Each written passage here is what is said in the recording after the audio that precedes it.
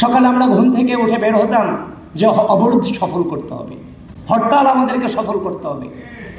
সে সময় আমরা 20 জন 25 জন মিছিল করতাম। এই 20 জন 25 জনের মিছিল নিয়ে আজকের অনেক ক্ষমতাসীনরা মকারি করতেন যে তাদেরকে দিয়ে কিছু হবে না। কিন্তু বিশ্বাস করেন, এই 20 জন 25 জনের একজনই কিন্তু 14 তারিখ রাতে রাজু ভাস্কর্যের পাদদেশ থেকে হাসিনাকে গোটা বাংলাদেশের স্বৈরাচার শব্দে প্রতিষ্ঠিত করেছিল। রাজনীতি সকলে করবে না, কিন্তু রাজনীতিতে কোয়ালিটি প্রয়োজন। একজন জেনারেল স্টুডেন্টের পক্ষে ফ্যাসিবাদকে সরাসরি স্বৈরাচার বলা তখন আসলে সম্ভব ছিল না। জেনারেল স্টুডেন্টরা নেমে ছিল বলেই গণঅভ্যুত্থান সফল হয়েছিল। কিন্তু জেনারেল স্টুডেন্টদের মাঝে মিশে হাসিনাকে স্বৈরাচার শব্দে প্রতিষ্ঠিত করার লক্ষ্যে ওই রাজনৈতিক ছেলেটাই কিন্তু হাসিনাকে স্বৈরাচার শব্দ উচ্চারণ করেছিল, যেখানে জেনারেল স্টুডেন্টরা তার সাথে গলা মিলিয়েছে। সুতরাং আমাদের কণ্ঠে আমরা হাসিনাকে স্বৈরাচার শব্দে প্রতিষ্ঠিত করেছি এবং গোটা জাতিকে শিখিয়েছি।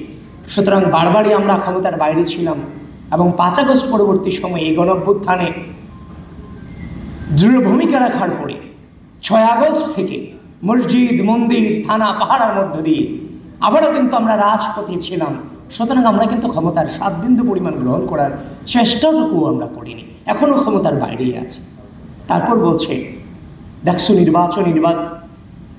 পরাজয়ের কথা যা আসছে, যে ইলেকশনে পরাজিত হয়ে কেউ কাউকে ছেড়ে দেন, আমি সেটাকে পরাজয় বলতে চাইনি। আমরা যারা রাজনীতিতে বেড়ে উঠেছি, আমরা যারা এই জেনারেশনটা, এই রাষ্ট্রের প্রত্যেকটা ক্রুশাল মোমেন্টকে কিন্তু আমরা লিড করেছি। যখন এই ঢাকা বিশ্ববিদ্যালয়ের স্টুডেন্টরা গণরঙ্গিষ্টমে নির্যাতিত হয়েছে, নিপীড়িত হয়েছে, তাদের পক্ষে যখন কথা বলার কেউ ছিল না, তখন কিন্তু আমাদের কণ্ঠে সেই প্রতিবাদী কণ্ঠস্বর আমরাই কিন্তু জারি রেখেছিলাম যে আমার ভাইদের উপরে কেন অত্যাচার হচ্ছে, নির্যাতন হচ্ছে, নিপীড়ন হচ্ছে। দেশব্যাপী আমরা, ক্যাম্পাসব্যাপী আমরা সেগুলোর প্রতিবাদ জানিয়েছিলাম।